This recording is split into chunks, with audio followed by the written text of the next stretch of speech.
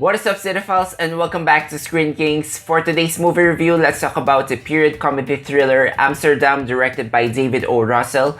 This movie is set in 1930s, where we follow three friends, a doctor, a lawyer, and a nurse named Bert, Harold, and Valerie, played by Christian Bale, John David Washington, and Margot Robbie, who get involved in a murder case and uncover one of the most outrageous plots in American history. So what we have here on the surface is a murder mystery, so you get that dense procedural aspect, and there are also some political themes in here because these are based on real life accounts. Honestly, I can't tell which is the fact or fiction. All I know is just the character played by Robert De Niro is based on a decorated general. And then we also have here a forbidden love story between Harold and Valerie. Because during that time, a romantic relationship between a person of color and a white person is still looked down.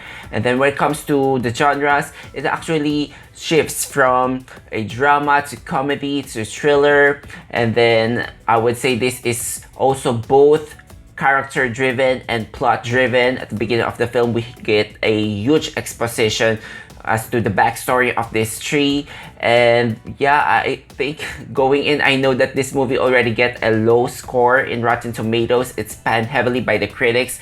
It's sitting at 33% last time I checked. While I don't fully agree with that, I think that is way too low. I have a lot of issues when it comes to this movie, and I'm very mixed with it. First, because this movie is just so convoluted, a lot of expositions, very overwrought. It does remind me of David O. Russell's Academy Award nominated film American Hustle, where it's very ambitious when it comes to structural intricacy, but Amsterdam, I felt like it lacks the coherence and the rhythm to sustain throughout the film, because it takes a while for this film to finally decide on what kind of story it wants to tell, to set on a tone. And when it comes to themes, there are plenty of themes in this film. I'm not saying that a film can only have 2 or 3 themes, but the more themes you add to your boat, the more it's going to likely sink on the weight of its ambition. So we have here racism,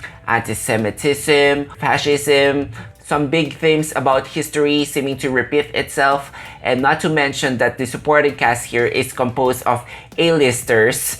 I'm going to do a roll call here. We have Chris Rock, Anya Taylor-Joy, Zoe Saldana, Mike Myers, Michael Shannon, Timothy Olyphant, Andrea Riseborough, Taylor Swift, Matthias Schoenaerts, Alessandro Nivola, Rami Malek, and of course Robert De Niro. So that is apart from the main trio that we have, Bale, Robbie, and Washington. Those 3 names already pack a lot of star power, and this supporting cast, you can't just give them glorified cameos. They need to have significance to the story, so that is what David O. Russell does.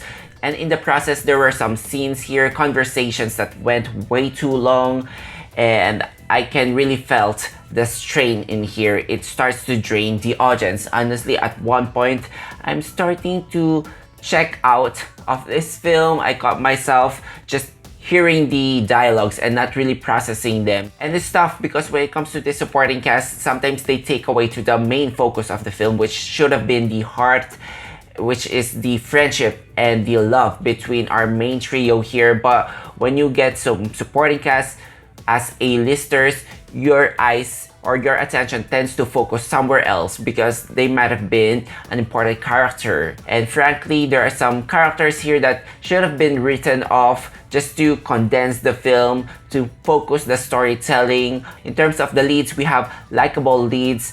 I wish the movie really focused more on them because their backstory is much more interesting than the mystery arc that this film has. Amsterdam is such a magical place because it represents a time in their lives where they find themselves connecting post-war, where there's just so much joy to be found in this place.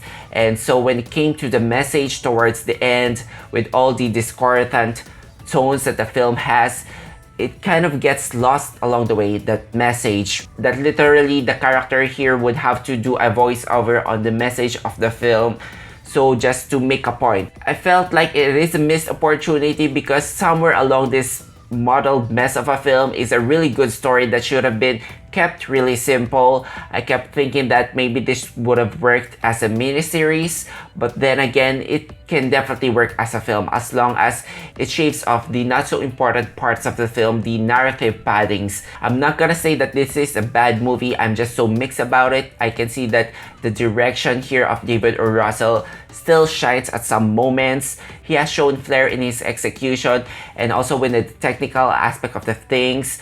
We have Emmanuel Lubezki from the Academy Award nominated film Gravity doing the cinematography, a lot of stunning shots here. Daniel Pemberton from The Trial of the Chicago 7 doing the musical score, a lot of lavish production and costume design. So this movie is screaming to be taken seriously as an Oscar contender, and it's obvious that this is an Oscar bait, so I'm going to get straight to the point. What are the chances of this film for me? In terms of performance, I don't think the supporting actors here will really stand out to make at a tight short list, and then for me the ones that really stood out are the three, but even them, I don't think there are shoe-ins for the best actor or best actress roles. It's just the way this movie is put together, there is just an awkward feel into it. The editing didn't really help, but then again, we already have a modeled screenplay here, so there's not much wiggle room in here.